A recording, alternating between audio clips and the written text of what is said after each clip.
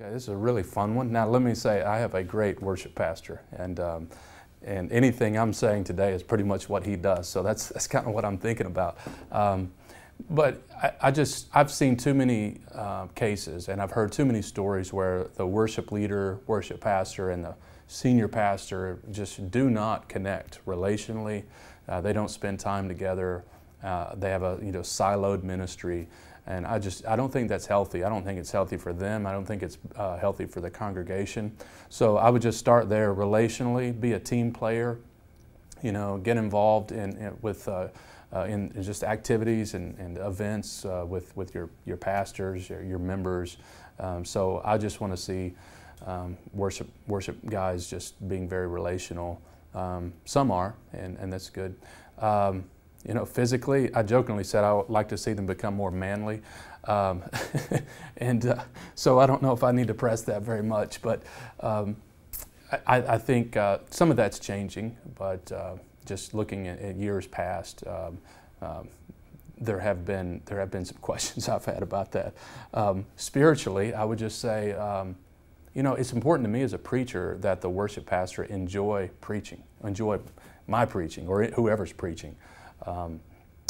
I've had too many cases at camps and conferences, and I know there are various reasons for this, but where they just don't come out of the green room, and so they have no idea what I've talked about and just having no interest. And that's not an ego thing for me. I think they're missing a very important aspect of why they're doing what they're doing. And worship is, verbalizing our praise to God and offering prayer to God, but it's also hearing from God. And so I think it's important spiritually that I love that our worship pastor loves the preaching event. And he sits there through multiple services, in every service, and will amen me and give me the holy grunt and give me feedback, after the sermon. That stuff really matters to me, So I would encourage that, and then I would say it's very important that, and I think all pastors would want their worship pastors to have a concern for theology, and certainly not competing theologies. I think that can be really, really problematic. So it's just very important that I think worship pastors are communicating sound theology, not songs that are going to make the pastor go, "Oh my goodness, why are we singing this?"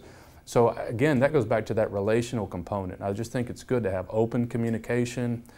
But here's where I'm going in this sermon. Here's what are you thinking about music? Here's some songs I'm thinking about. Sometimes our worship pastor will say, "What are you singing this week?" Because he knows I like to.